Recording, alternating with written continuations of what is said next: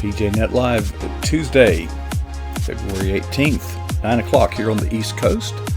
And we have a bumper rolling. We have our guest awaiting us in the green room. Chat room is waiting. Background is ready. We are recording and we are streaming on all available platforms. We'll switch to Studio 6 in 5, 4, 3, 2, 1. Well, good evening. Welcome to PJNET.TV. Things are going well because of you, and I am so glad that you're here. If you're here in our chat room, we welcome you. You go to PJNET.TV, and you can join our chat room while you watch this video. We've got some really like-minded friends there who would love to meet you. If you are watching this on Facebook, YouTube, or Twitter, we welcome you as well. Now, the reason you're watching is not to hear me say all of this. You are here because we have the good fortune of bringing one of the nation's foremost experts on social media marketing as it pertains especially to churches with us, and Heather is standing by. Now, before I bring her on, let me advise myself and everybody that for some reason, about every 2 minutes, she just goes blink and goes away. But she'll come right back. I promise that she is not leaving us, okay? So with us is Heather. I'm so glad to see you. Heather, talk fast. You've got less than 2 minutes before you get interrupted. And how long have you been professionally pursuing social media marketing, especially as it pertains to churches? For the last 5 years, I've really felt this calling to be a digital missionary and to align my background in marketing and sales and business to come alongside churches as well as Christian business leaders. And I've been in the digital marketing bubble for about 20 years. So it's been a really cool ride, but bigger so, I love the opportunity for the power of social media to be able to amplify the message of Christ when you can back that with Christian leaders and very much so as it relates to our conversation, churches. You say about 5 years ago, did something just occur to you one day, or what happened? Well, interestingly enough, I love that question. I ended up in 2011, I got into the digital marketing space and I was creating my first business, and I was using Facebook and I was using Twitter to build that. And after several years, businesses just began reaching out to me. So the nonprofits would come out to me, Chamber of Commerce, and I was working with Chick-fil-A, and I was working with all types of different brands. But we moved in 2014 from Kentucky back to my hometown in South Carolina. And while I began growing and building my Sweet Tea social marketing brand, which for me was business number 2, I really just started diving into saying, what does it really look like to just want to maybe niche down where I felt God was calling me to work? And so I began saying, I've got a lot of experience in business. Okay, as anticipated, the time is up, but don't you worry. I promise you she will be right back, and I see she's back, but then I have to switch her back over. Okay, you remember where you left off? Yeah, so I have a lot of experience in business, but the more I just kept thinking, I began really just saying, I felt God was saying, let's use what you've got, let's use your gifts and your talents, and let's align this with your digital marketing background, but let's use this for honestly, you being a digital missionary. So I do, from like a lot of my work, really focus on business communities as well. But what I began to find when I began to say, I'm not afraid to say it, I work with Christian business leaders and nonprofits that even though I'm talking about business and I'm using words that may be more appropriate in that business sense, I began getting churches and nonprofits and those types of organizations reaching out to me, which I loved because it completely aligned with what my whole vision is, because this isn't just work. It really is, I love the marketing stuff, and don't get me wrong, I geek out on it and I love it. But the bigger mission behind all of it is how can churches, how can these Christian leaders show up in the marketplace, show up where we're in a lost world where there's lots of darkness, and truly be able to amplify that message and be a light and take that social media power and use it for God's glory. Heather, you're the best. I love, love, love what you're saying. Actually, the mission here at PJNET.TV is very similar. But anyway, how is working, before you started working almost exclusive, I'll just say exclusively with churches and church leaders, how is it different? How is it different working from churches versus business, or how is it different saying I work with Christian? Don't worry, folks. She'll be right back. I promise. We'll get a fix on the question here. And there she is. And I've got to push her right back out.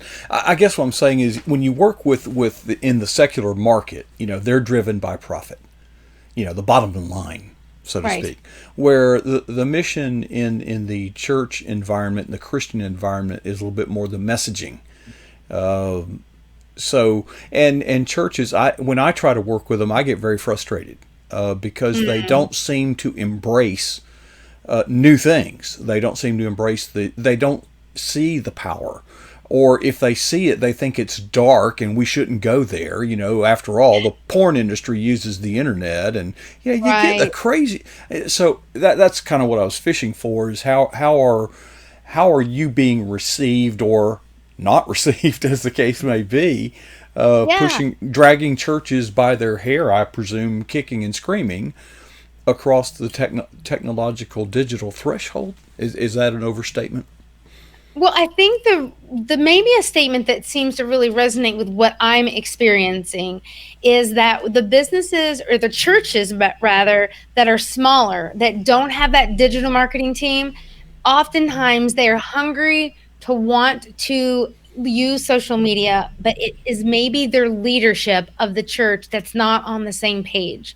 And I am a firm believer that if your church really wants to really leverage social media and go full force, you have to realize that it's not a culture that's going to be super successful if there's just one person that you've given a little name tag to that says social media coordinator. That your church, your pastor, your leadership truly has to get on board and really believe that social media truly is a marketing resource that is like no other they've ever had before, that can allow for this two-way street dialogue, for deepened relationships, which is what we want, right? As Christians, is to build.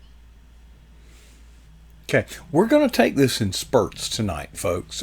We both of us are perplexed by this, but anyway, let me get you back online. There you go. All right, you were on a roll. I hate to interrupt you like that, but that's great. I remember where we are. If it happens, I'm ready. So we're building relationships, and so that completely aligns with what we as believers and as churches want to do. And the power to say someone can see us, they can get the vision behind what we're like, they can get a glimpse of what's happening in our church, how we are shining for Christ. And they can do all those things from the comforts of their home and check us out. And they can look and see what it looks like on Facebook or Instagram or wherever that church is showing up before they even walk into the church. And we have to get beyond this mindset of like, here's our church, here's our building, here are our hours. And you've got to just like, we're not going to, whoa, this is getting too uncomfortable. I'm not going to possibly meet you where you are. And so I know that I am not here to say that like all churches are failing. There's a lot of opportunity, right? There's so much opportunity, Mark. And I know that possibility can, I'm not giving up. There's progress being made, and there are churches. I just had a conference this week with an entire church staff that said, train us, teach us, how can we be better? So there are a lot of churches that are teachable, and I am so excited for that just to keep growing. I'm a little older than you are. I remember when churches used to consider it quite a leap of faith to broadcast live their morning worship service on the little daytime AM radio station. Today, you can stream it on the internet for 1/1000th of that price. And yet many don't do it. They don't even put their services online. No, I mean, absolutely. And I Absolutely, and I know I is what folks. We do not know why this is happening. But go ahead, we're rolling. if you keep it really simple and you don't overcomplicate it, social media can work for churches even if you have a voluntary group of people that will raise their hand and say, I get social media, I love social media, but I don't know the strategy you want us to do. And let's show up and really get out there and let's amplify on Facebook or on the platform that that church has as a top priority, and let's engage with people, get conversations going, talk about the things that are happening inside the church, and not just be a digital corkboard where they post one graphic 75 times between now and Easter, because I Okay, see that. I am. You are tickling my ears, but I am hearing buzzwords such as engagement, strategy, internet space, social media. Let's talk strategy. You call Okay. yourself a strategist, and I don't Yes. want you to give away your trade secrets, but focus that, lift the fog a little bit when you go and meet with a church. When you talk strategy, what are you talking about? Okay. So ultimately, everything that you can do in a business to try to quote grow, business or nonprofit, you're trying to accomplish measurable goals. And so, from a strategy perspective, I like to come alongside any church and say your social media strategy plan should be helping go in the same direction of your church business or your church growth goals. So if a church tells me, we're trying to get more people to show up on Sunday, we're trying to get more traffic to our Trying to get more traffic to our website. That's where she left off. We're media. we're trying to get more people to our website. That's where we left off. Right. Yeah. We're trying to get more people to our website. We're trying to make sure that they can have engagement, they can be intentional, and they want to say, what does that look like? Well, from a strategic perspective, social media has so many things that you as the church can do that are measurable things to say, is this working? You can say, okay, are we driving traffic specifically from Facebook or whatever social platform that we're trying to guide people to? Are we increasing our video views because we've said, hey, video's right now a huge thing? And Heather says, get the pastor on video on Thursday, just doing a quick 20-second, 1 minute glimpse of what Sunday's going to look like. And we used to have one video view a month, and now we have 479, and that's a measurable data Metric. metric that you can say we are going in the right direction. So some people try to just say social media engagement, Heather, that's so subjective. Is it really working? And so I like to say I'm a numbers person just like anybody else. And I do believe that you want to be strategic and say if you want more engagement, you want more people saying, hey, I found your church because I saw you on Instagram, then you've got to put information that is exactly what people are craving, what they're looking for out there to get that engagement. And that means sometimes, coach, that what you're posting is not necessarily just a Bible verse or just the pastor, but it's you being human and asking questions like, how long have you lived XYZ, whatever town you live, at Christmas time?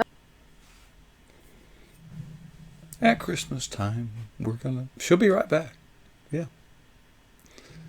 Um, At Christmas time. at Christmas time, you do a quick post that's literally like, okay, guys, tell us what's better. What do you have in your house, a real tree or an artificial tree? You don't have to be a theologian to answer that. And churches, as well as others, you've got a top goal when it comes to your social media is you got to get people to stop scrolling. You have to be strategic. You have to say people are busy, they're on the go, they're standing in the grocery store line and they're scrolling. So when I can see that you ask a question and it says, real tree or artificial tree, if you're the type of social media person that's scrolling while you're watching television, while you're doing whatever, you stop. You don't have to think. You're like, here's the answer. It's not this deep question that's literally like, what's the most profound moment you had in your spiritual walk? And someone starts to think and they're like, whoa, my brain hurts. And then they just like move on. And I'm not here saying that, people have the attention span of a goldfish. That's not what I'm leaning into. People can go deep, they can have conversations, but you do have to realize that as a church, you've got two top goals on social media. You've got to make the platform happy and align with what their goals and missions are. And then you're trying to accomplish what you need. So if Facebook says, and they come out at their conference and they say, we love when people engage with your brand, when people are talking amongst themselves in the comments, when you do video, you need to create content that gets people talking, that gets people answering questions. And then Facebook is happy. And then they show your stuff to more people for free. And then your next post, which maybe it is the pastor saying, here's why we're going to be doing a sermon series on marriage, or Here's why we're doing a sermon series on marriage. She'll be right back. I promise. Here's why we're doing a sermon series on marriage. here's the purpose of life, whatever they're talking about, that next post will be seen by more people. So it's this game, there's no other great way to say it. It's Facebook's world, and you got to kind of play by their rules. And when you're on Instagram, you just kind of play the hashtag game and you play by these rules because you are trying to get your stuff to be seen by more of the right people. And not everybody is going to be a great fit for every single church.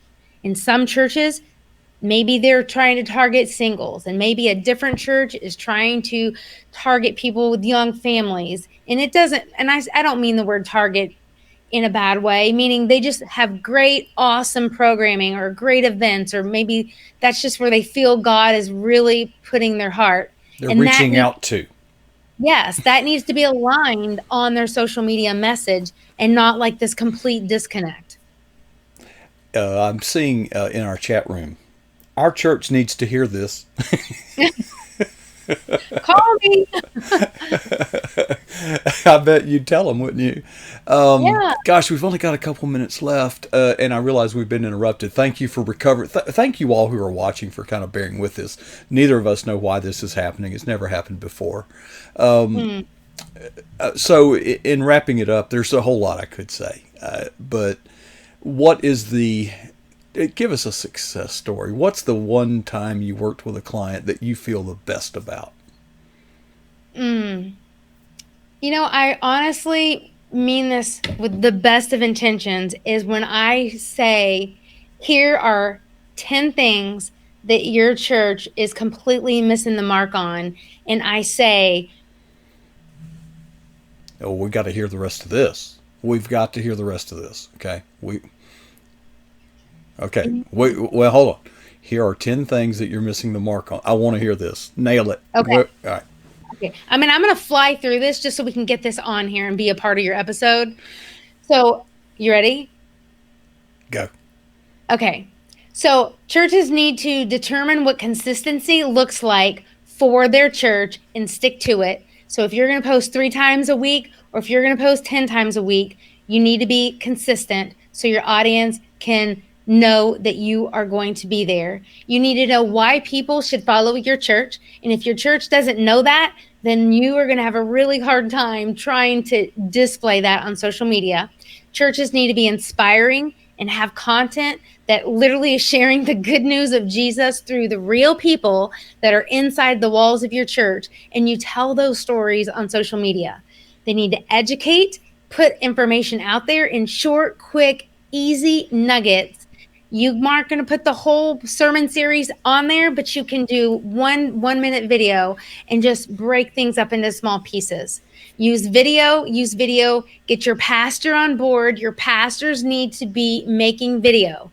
They can either do the video the week, 2-3 days before the sermon, or 2 or 3 days after, and just do a recap or do a this is about what's to happen. But they're used to being in front of people, and nobody can tell me that the pastors can't have time to make a 1 or 2 minute video. Always ask what's in it for them. What's in it for the audience of the people, both the churched and the unchurched, and what are they looking to know? Do you have a kids program? What is available at your church? And are you putting that information on social media? And create social ambassadors is the number one thing. You've got raving fans of people that love your church, that are on the inside of the walls of your church, that love social media. And There are people inside your. We're going to get the end of this, but I don't know about you folks, but I'm hanging on every word she's saying. Okay, there are people inside your church that love your church, and they just need some guidance on exactly what you need them to do, and they're more than willing to do it. So if you say, for example, every Wednesday at noon, we're going to do this type of video. And if I tell you that Facebook likes it when your content gets a lot of traction within the first hour of you posting it, then you go get your 5 ambassadors and just say, or if you got 20 people, then you just break them up and you don't have to use them all at the same time. But you literally say, you guys know that Wednesday at noon, we're going to have a post that's going to go live. And could you give us some engagement? Like it, comment, share it if you feel it's like something that would benefit your community, and help the people that love you, that love your church, that are completely warm, help you expand the message that your church has. And don't think that social media done well is the one person that's wearing a little name tag that says social media or marketing director or coordinator. I have been so wanting to have someone say, listen, we got to bolt because I got another guest coming Yep, in. no But problem. thank you. So Listen, much. you're going places, Heather. Okay, Thank you. you are Thank going you. places, and I am so glad you're doing what you're doing. And I just want to let you know that the PJNET.TV team is here for you. If we can be of any help whatsoever, I hope that you will call upon us. And thank you Thank for you. sharing tonight. And I've loved every minute of it. Thanks for taking your time to be here. Awesome. God bless. Thank you. Oh man, I wish we could keep going. I got to get ready. We got to get ready for Del Didway coming up at the bottom of the hour. I'll leave you with 2 questions. What's the boldest thing you've ever done for Christ? Number 2, when was that? And the challenge to all of us is to never be satisfied with either answer.